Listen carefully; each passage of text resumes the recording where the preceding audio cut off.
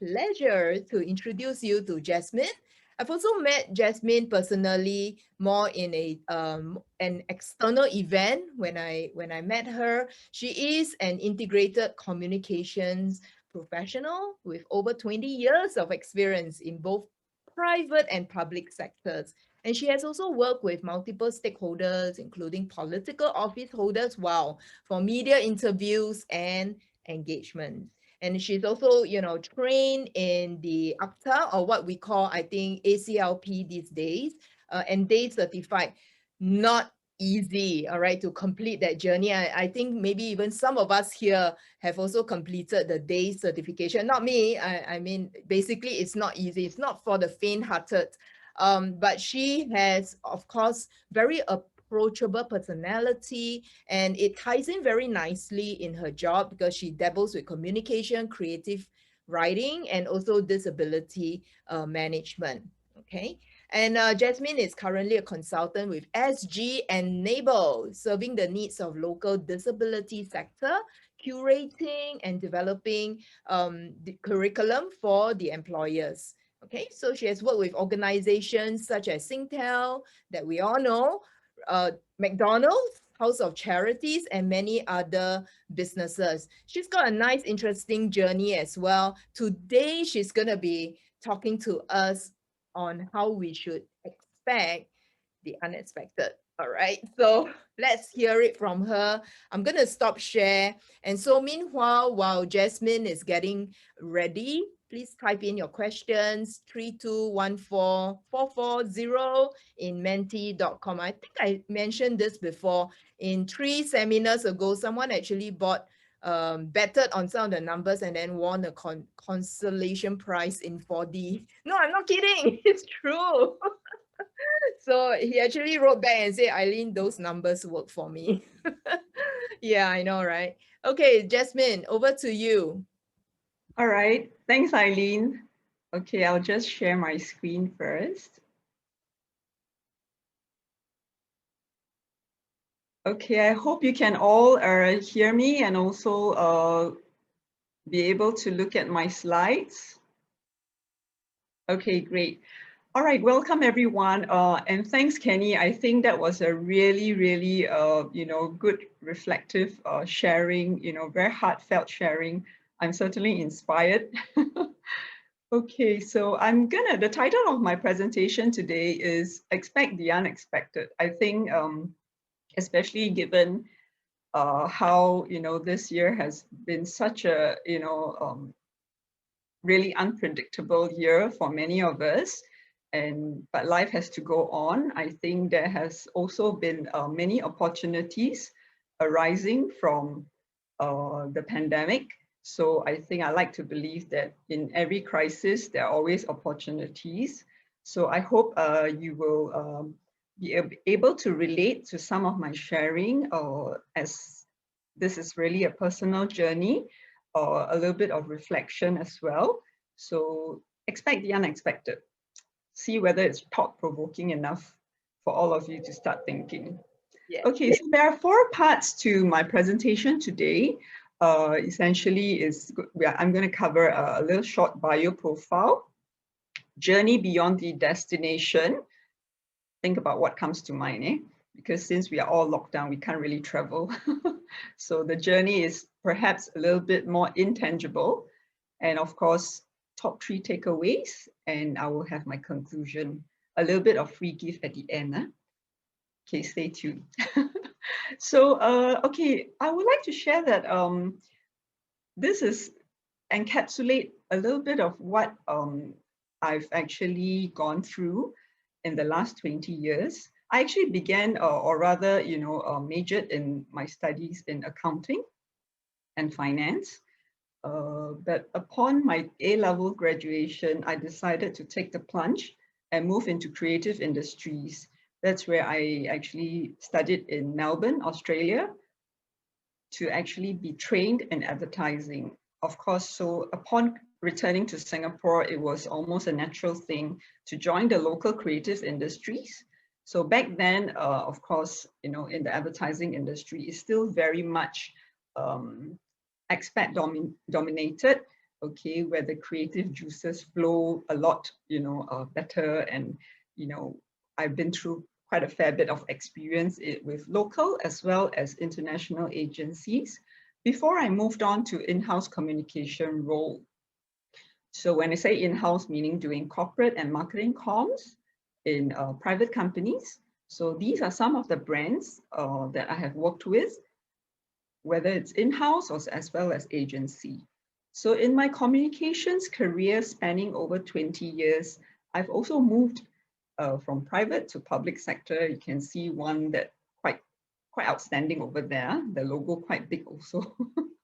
Yeah, so it's really very different, I would say. But I think what got me through, it's really keeping an open mind, because I think with private, it's always about bottom line driven, where we have to protect and guard certain KPIs.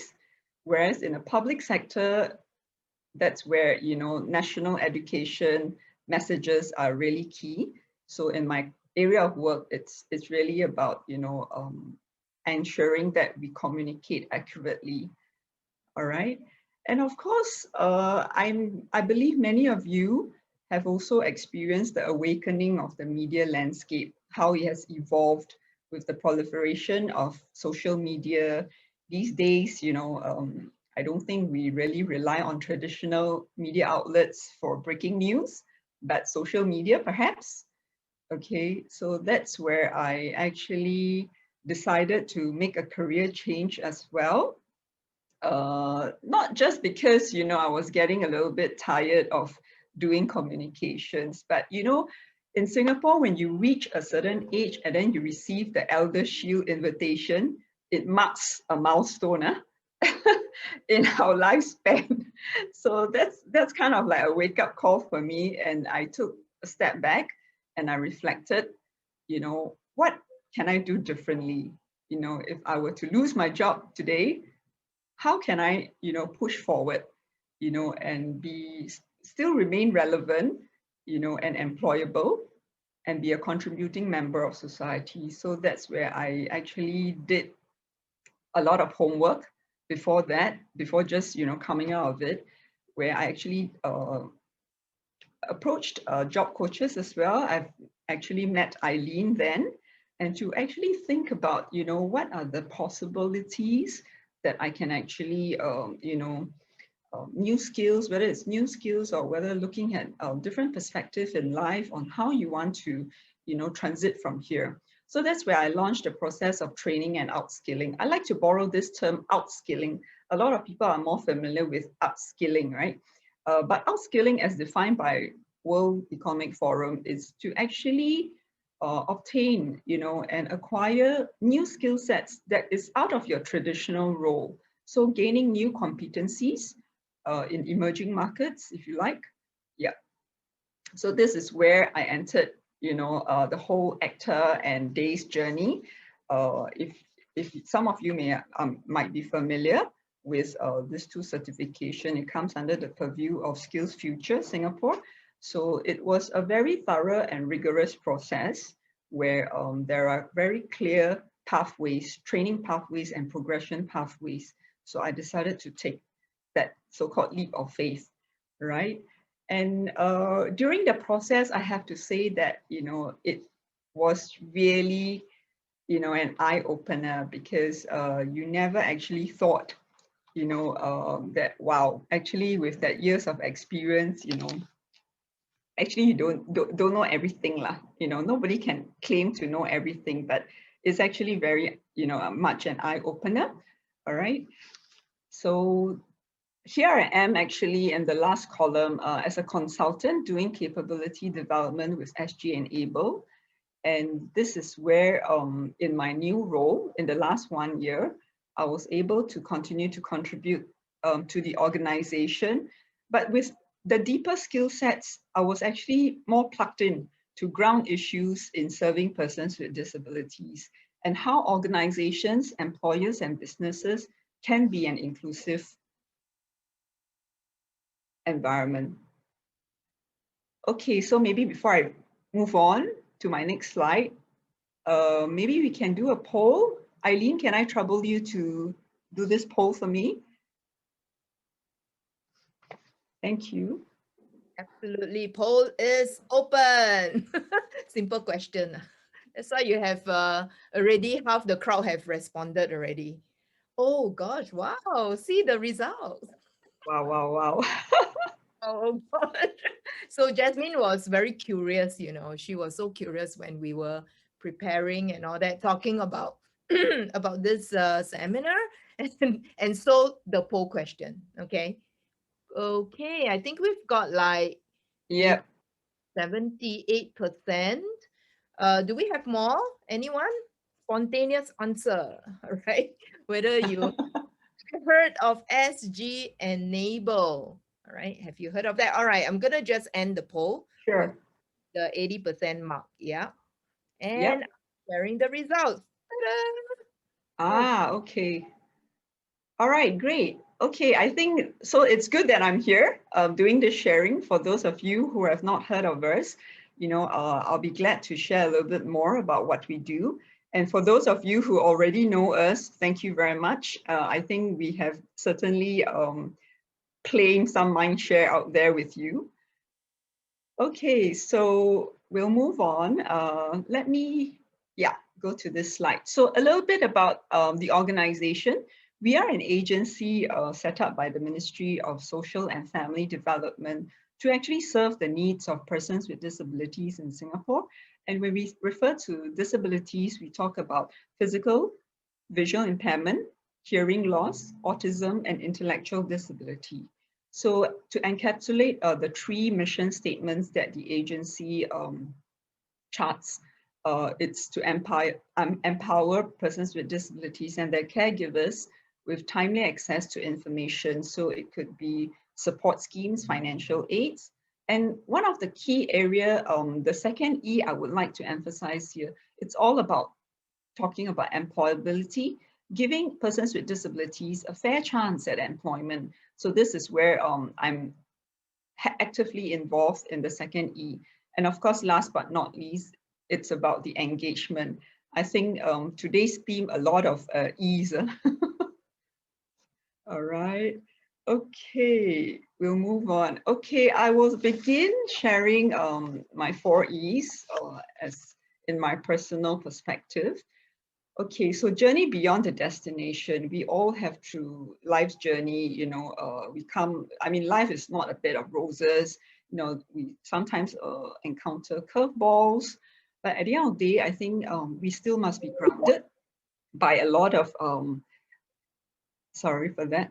Yeah, so we must be grounded in terms of education qualifications. What I would say suggest is that this question actually I would like to pose to many of you, how long since you left school? So I think on the right-hand side, you can see this calendar is a little bit nostalgic. I think for all those who can identify with this image, I believe you might fall in the same era as oh, I did.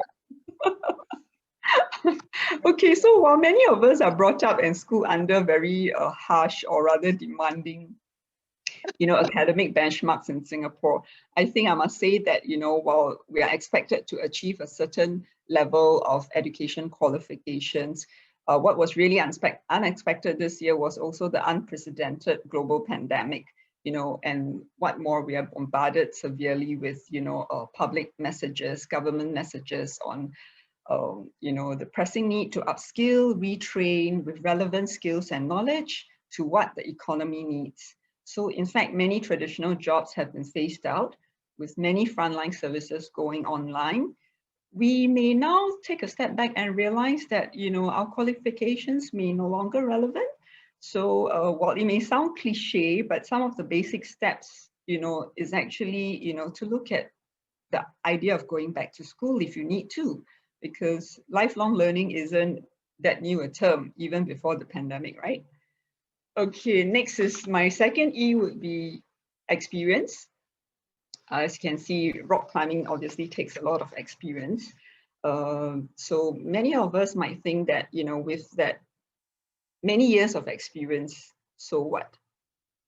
So some of the, I would say that, be it in a job search or job stability, there's no longer a sure-proof way of landing the next job or having the same job forever. And personally, my decision to transit from communications to L&D was really to push myself out of the comfort zone, to learn and unlearn in this new career path. And in fact, during my earlier transition phase, I thought by being equipped with over 20 years of experience as a communications professional, my skill sets are somewhat still relevant, transferable, with strong writing skills, it shouldn't be that difficult. But I was really faced with the unexpected because I was actually pretty stressed at the beginning, where I had to learn and unlearn previous misconceptions and embrace new ways of doing things. So I would say that some of the best practices from this particular E is, I think we need to adopt open-mindedness. Do not be fixated with your own way of thinking. I think this is also something was shared earlier by speaker Kenny. Be humble, and personally for me, I think it's important to listen to others' opinion and not be afraid to ask questions, because sometimes our common mistakes is you thought you know, but actually you don't, right? Okay, so on to my third E is actually exposure. Well, when you expose yourself to various possibilities, there are actually many opportunities out there. What's important is keeping an open mind. Being a creature of habit actually doesn't pay in such uncertain times, because I have also gone through that phase, and sometimes I question myself, like, when I put myself through that retraining, and outskilling in terms of going through ACTA and DAYS, I do ask myself, like, why do I want to, bring on this self-inflicted torture? But I actually do encourage you to spend some time on a personal reflection of your career journey, so that, if you ask yourself, if you can increase your employability by learning a new skill in a new environment, why not? We are actually our harshest critic. Never sabotage yourself.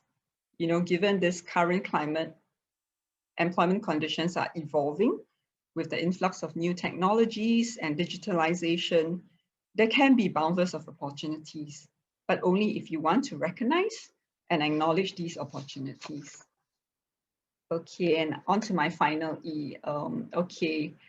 This is something that was shared and was drummed into us in my previous job by the senior executive. He always reminded us, it's not about who you are, but actually it's about who you know.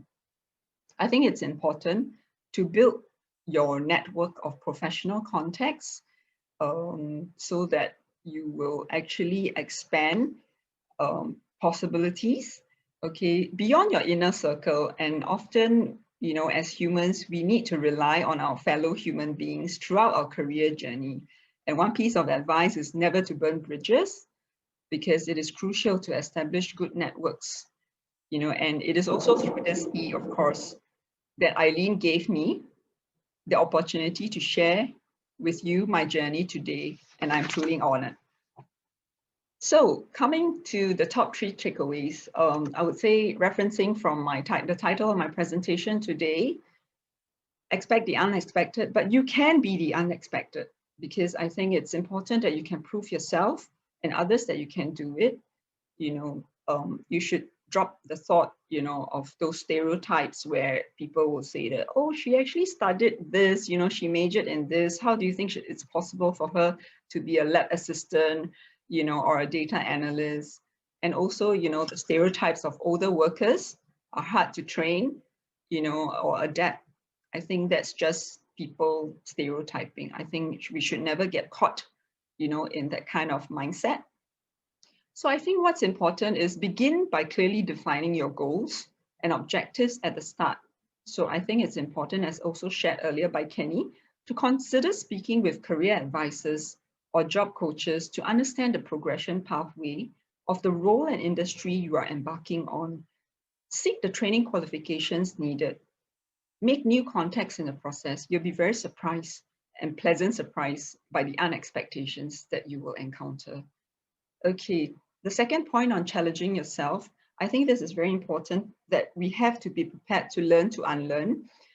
We are our greatest enemy. Self-imposed limitations often affects our capability building and the quest for self-improvement. Nothing is impossible. We just have to change the way we think and adopt new ways of doing things.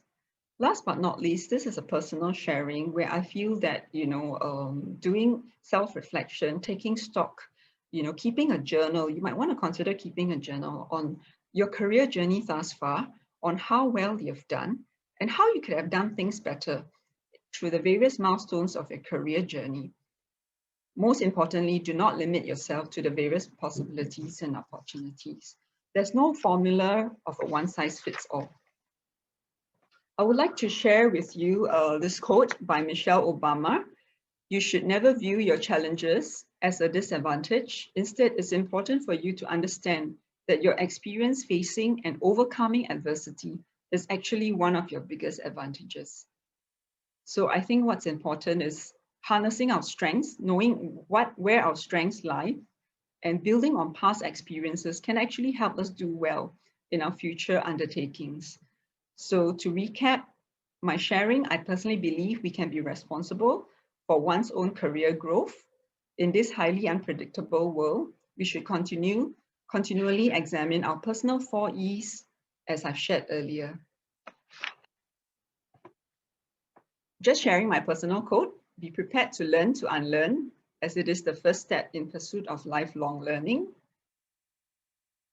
Okay, so this is the final slide I actually have. There are various career opportunities I would like to share with everyone here that SGEnable has to offer. I would encourage you to drop by our SGEnable's website to explore possible job opportunities under our careers page.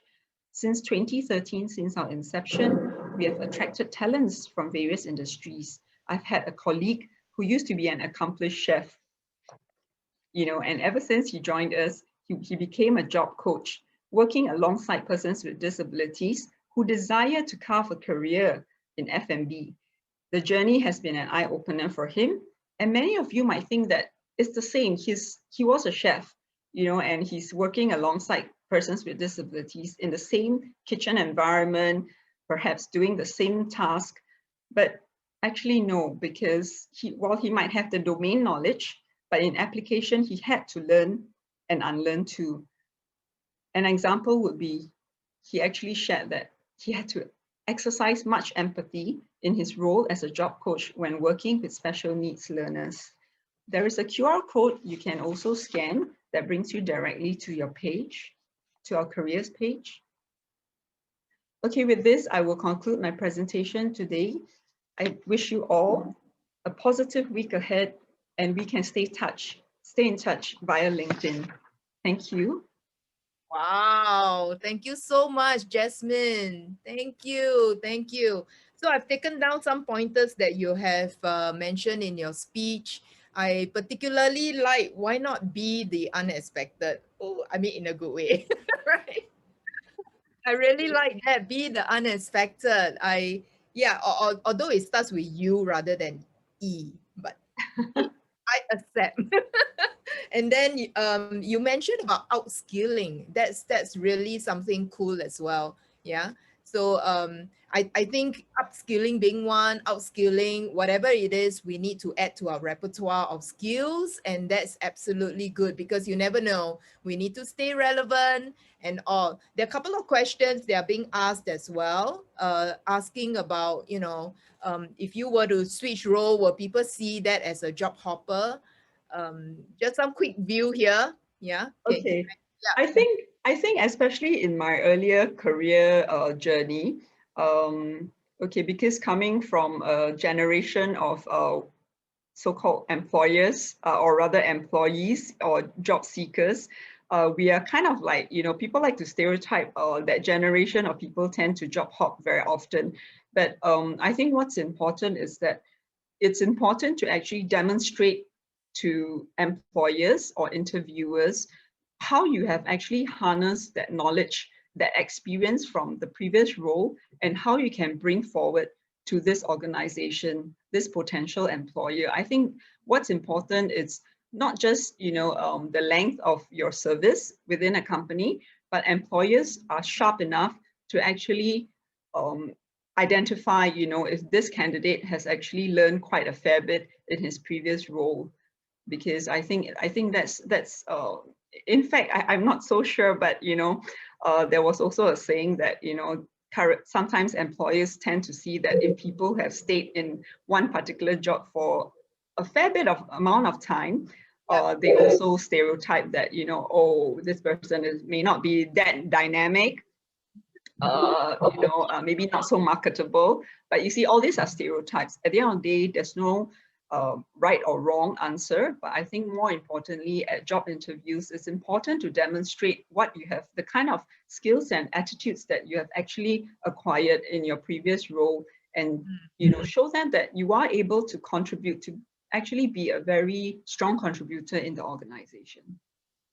So nice. Thank you so much.